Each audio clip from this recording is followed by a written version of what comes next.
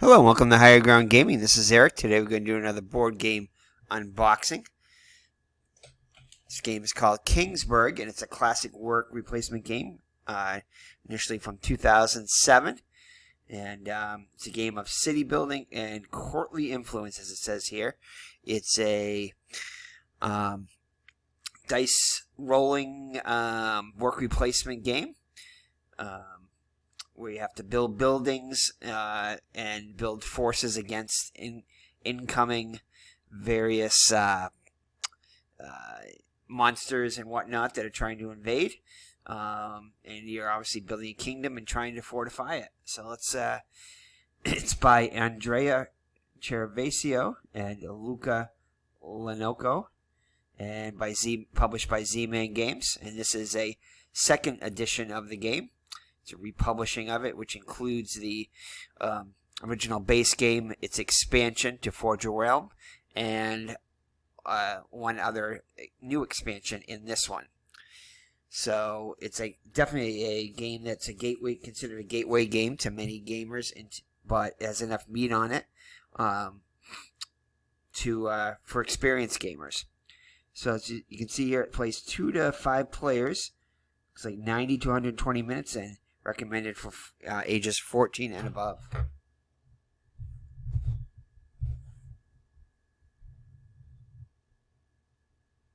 So as we mentioned earlier too, the artwork is going to be more of a serious nature instead of the original production, which is more of a cartoonish, humorous nature, I guess you could say. So let's read the back here. It says, the realm of Kingsburg is under attack. King Titus...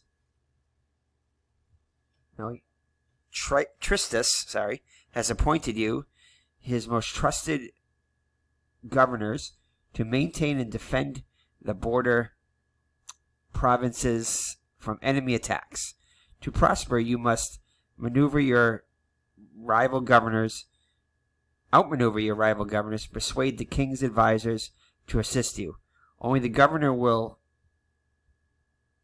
ascend to the Royal Council. It's hard to read with the script here.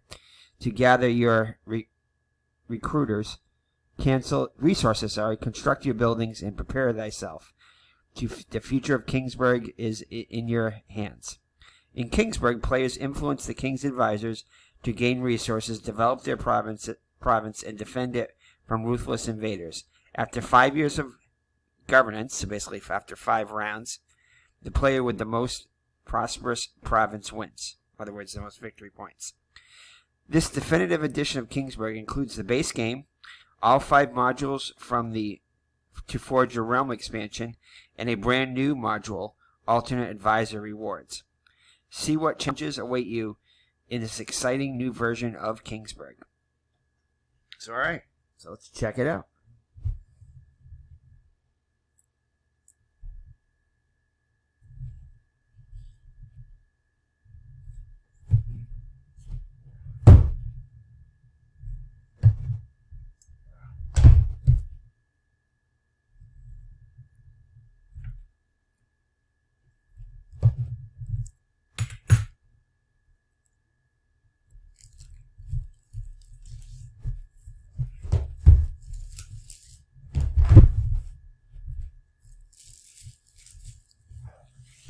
So again, you get this one from Miniature Market for a very good deal.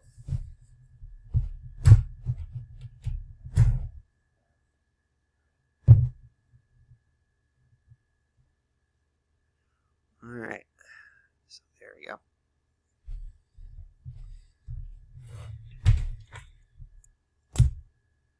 Alright, so start off as usual with the rulebook here.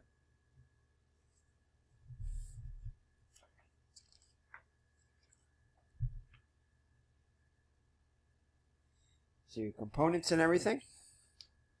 So it's a setup, so pretty basic.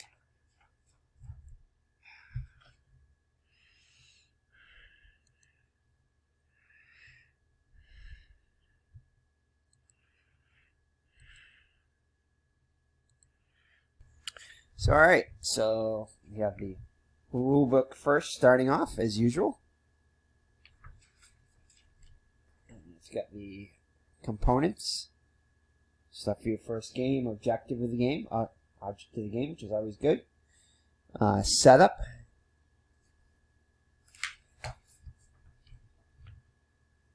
Playing the game, so how do you play the rounds? Phase 1, King's Favor. Phase 2, Spring. Phase 3. So lots of stuff in Phase 2, and then Phase 3. So each one of the nobles and stuff you're going to be trying to please. This is by rolling the die. The King's Reward. And then the Phase Summer. Phase 4, Summer. And Phase 5, the King's Envoy. Phase 6, the Fall. Phase 7, Recruit Soldiers. Phase 8, Winter. And then pretty much resetting and doing it all over again. So in the winter, that's when the enemies attack, and then you start off and play another year. So you do that 5 times, and that's your game. So you can buy buildings here, how you win the game. 2-player rule changes. They add like a dummy player to it, which you kind of roll die basically to block positions. And here are the expansion modules. Module 1 is more buildings, so you can varies it there, adds to the replayability.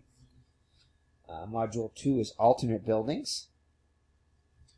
Module 3 is the governor cards, which kind of gives you an asymmetric starting. Module 4 is the destiny cards, which are kind of like events. And Module 5 is soldier tokens, which basically changes up how the battles are done. Before it was you had a certain amount of army that you sent, and then the king sent a certain amount depending upon the dice roll. And the king, how much the king sent was always the same for every player, but now it's pretty much there is no die that rolls it for the king now. You pretty much mitigate it with these tokens right here. So you can use these tokens to represent how many extra armies you want. You can only use each one of these once, and whichever one you don't use at the end of the game is worth victory points. So kind of evens the playing field there. So Module 6 is the alternate advisor rewards, which is the one that this new version offers, the new expansion, and basically changes up the advisors each year. You can play it a couple of different ways. You can either play it where you start with all the new ones, and then you slowly get rid of one each round, or every so often. And another way you can play it is you start with the original advisors and you add a new one randomly each round. So there's probably some other ways of doing it too. So yeah, so then you have the credits and some clarification here, probably the differences of some of the buildings. Governor card clarifications, destiny card clarifications, basically a little bit more on that. And then on the back, always good to have, is a game phase summary on the back of the rulebook. So that is the rulebook there. So let's see next.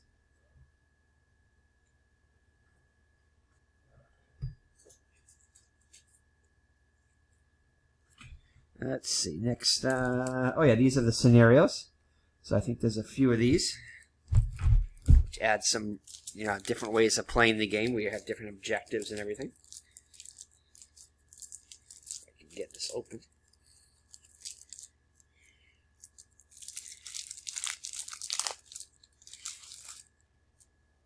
So you have your, looks like your Goblin Valley scenario. So how you set it up and what actually occurs during the game. You have your Wheel and Deal scenario.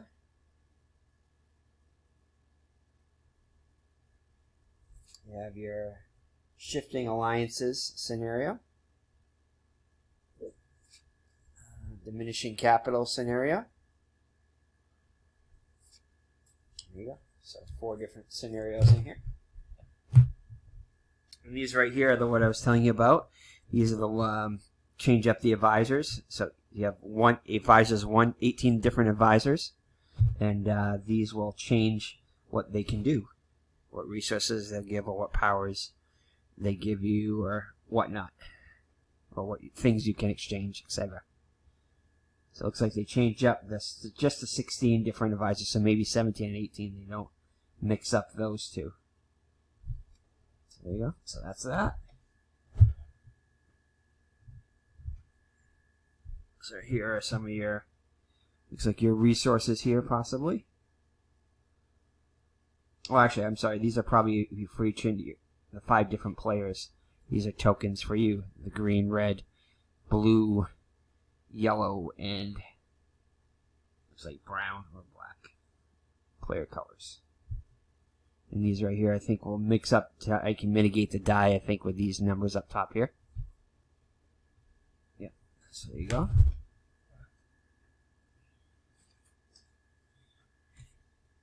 And here's some bigger versions for the seals for each of the 5 different factions, for each of the 5 different player colors.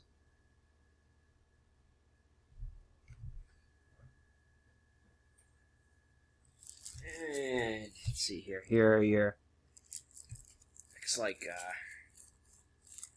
like your different building strips, which you can change out. So, not gonna really open this up. It's just one-sided. So these will allow you to change up. So normally a player sheet is going to have A through, I think, in which you can have buildings which you can slowly upgrade on each track. But these right here are basically cut into strips, and it'll basically replace the strip that you have. So it'll make each player board a little different and add different buildings to your repertoire. So again, increasing the replayability. It's one of the expansions. Here's the player board, which we'll set up later. Again, a more serious art style in this one, but I still like it.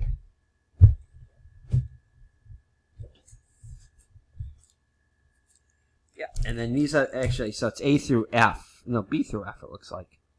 So this is the blue player starting buildings and everything.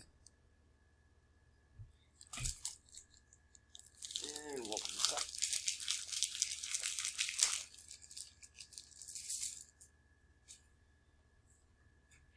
So, looks like another one for the blue player for some reason. So I think these aren't necessarily for the blue player. These are all just the basic starting ones. So you get 5 different ones of these. So these are all the same. And I think this might be a more advanced version on the back. So each one of these on the back of the blue is going to be this right here. This is A through G. So there's probably more buildings in the advanced game. That's why there's more rows here. So it's A through F. I mean B through F in the original game. So 5 rows, and then this one has 7 rows. So, and then again, you can mitigate these with expansions by adding the different strips in them, making each player board a little bit different that way. And too much more else. Here are your resources in here. So different resources.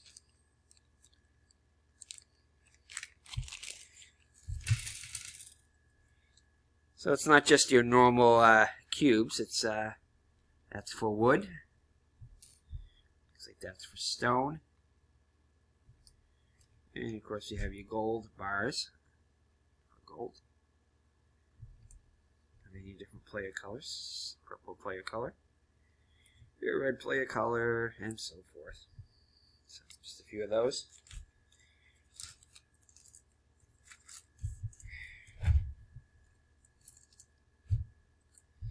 Alright, and then last but not least, your die. So I think in the other version there were maybe wooden die possibly. These are plastic, they're a little bit smaller, but they're kind of cool. They got a nice little artwork on these.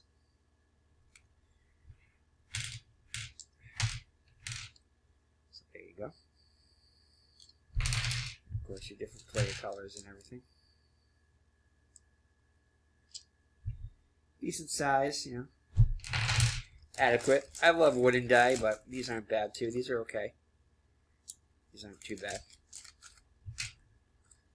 So I think it's 3 for each player color, and I think they may add... No, it looks like just 3. I think you do have some extra die you can gather too. So there might be some neutral colors in here too. But there you go. So there you go. Big bag of die. Inside of the box, which is nothing special, but you know, It's got some artwork inside there, black and white artwork. All right, so let's set up the player board here. I should say the main board. So it's got a little Kingsburg seal on the back.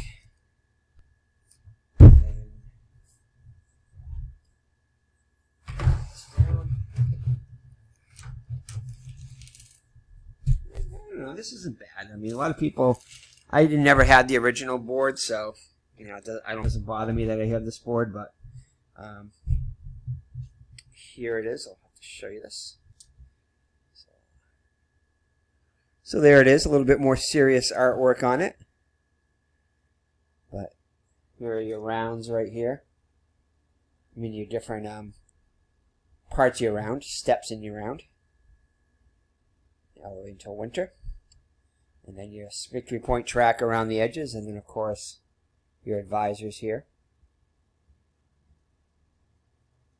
So a little bit more serious artwork than in the original, but that's okay. And then your resources go up to the right, and then all the way up to the king and queen up there. And kind of unnecessary, you have your round markers up here, but you don't really, well, I guess you kind of do need it, but it's also, you can tell by what monsters are coming out, by what round it is. So this is player order right here. And then up top, I think those are your armies and stuff. Yeah, those are your armies up there, how many armies you have. So that is pretty much it. So that is Kingsburg. They call it this, I guess, the definitive edition. Again, comes with the base game, the expansion, which has a bunch of little expansions in it, and then your main expansion. I mean, in this box is the new one is the ones that changes the advisors. So you'll put things basically where the advisors are. They'll do different goods. So it mixes up each game. So all right, so Kingsburg by Z-Man Games. That's our second unboxing in this big lot of games. So stay tuned for our next one. We still got, I think, 10 more to go. So take care, God bless, and we'll see you in the next unboxing video. Bye-bye now. Alrighty, and one thing we noticed too as we were looking under the insert was that we had forgotten to show you some of we found a deck of cards, and show you what we got in here. So we have a bunch of these cards, which are the different asymmetric starting positions which you can start as. So it gives you a little bit of like a skill and maybe some extra resources and stuff. If I can get it to focus. Let's see if I can get it to focus here. And of course, but basically what that says, it gives you +2 horde strength. And of course it's not going to be cooperative. But anyway, that's the mercenary. Here's some other cards. There we go. Kind of focusing. It's a miner. It gives you some more resources and to give you some end game stuff. And you have draw. There we go. Now it's focusing. So at the end of each year, you get stuff, and then all opponents have no money. Have as many or more certain resource, then you gain 1 extra that resource. And you have your thief. So it gives you some different starting resources. Your schemist. General. Gives you more battle strength. Philosopher. Fairy. Tax collector. Dearest. Or heiress. The Duke. So certain player counts for some of them. Damsel. Carpenter. Architect. So a whole bunch of these. Noble, Preacher, Paladin, of course, Politician, Sorcerer, Princess, Trickster, Priest, Sculptor, Prince, Mercenary, which I think is what we started with. Yep. So, alright. So, a bunch of these, whole bunch of these starting things. And then you get some, looks like some player aids here. It basically tells you what all the symbology means and everything. So that's good. And then the back of these are basically going to be how you run around. The different season, all that stuff. So each player gets one of those, so that's always nice. And let's see, I think these are a bunch of different the monster cards, of course.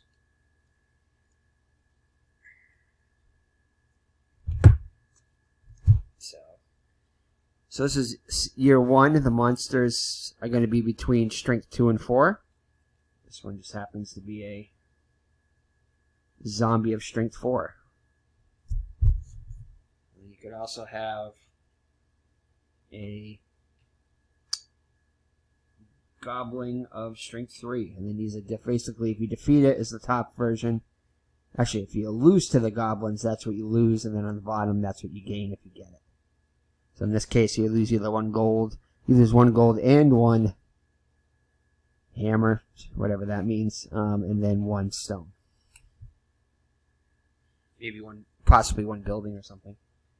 And then this one, same strength 3, so that's after year 1. This is the possibility for a monster. And this is the barbarians, which are the lowest strength. So it's going to have a range of what the monsters could be. And another one from year 1. More goblins. And now you have year 2, which are between strength 3 and 5. You have your barbarians, but these are strength 5 barbarians. And your zombies, strength 5. Goblins, strength 3. These would be the weaker ones from 2. And your orcs, strength 4. And some more goblins, strength 4. And you have year 3, which are going to be between strengths 4 and 6. So it basically goes up 1 strength. The range goes up by 1. So the goblins, strength 4. Now you have your demons here, strength 6. Orcs, strength 5. Goblin, strength 5. Zombies, strength 6. And then finally, year 4, goblins, strength 5. So these are going to go from 5 to 7. Goblin, strength 5. As you can see, you lose a lot more resources if you don't. You don't do much in game, but you lose a lot. Zombie, strength 7. Orc, strength 7. Demon, strength 6. Goblin, strength 6. Demon, strength 9. So this is year 5, actually, 7 to 9. Dragons now you have, strength 9. Demon, strength 8. And your powers are going to be increasing too, so you'll be able to meet some of these guys. Barbarian, strength 8. And finally, Barbarians, strength 7. Yep, so that was the deck there. And then, looks like you have a bunch of events here. So I'll just show you a few of these. See, these are event cards which you can add to one of the expansions. So this one, resolve the effect of the Destiny card drawn last year. If it is year 1, discard the Destiny card and draw a new one. King is sick. So the king cannot be influenced, and this one of the advisors can't be used. If Destiny cards in any previous year was the king is sick, the king dies, and the game ends. So the king could die and end the game. The king is sick. So there you go. Again. King is displeased. So you skip some different phases. King is pleased. So you get extra stuff during the phase, maybe. So different things that can occur during the game to switch up the game a bit. And these are all random, so you never know what you're going to get. So you get a whole ton of these. You're going to gain resources. Basically, military is going to be higher, flood, so forth. So a whole bunch of these.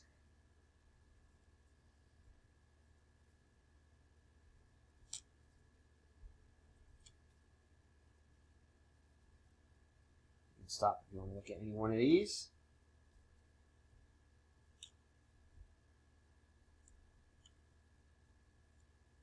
Not sure exactly where I started, so it might be this one. Yeah. There you go. So a whole bunch of these different cards there. So that is it now. So that's the final stack of cards here, which was underneath and hiding. So that is it. So take care. God bless. And we'll see you in the next unboxing video. Bye-bye now.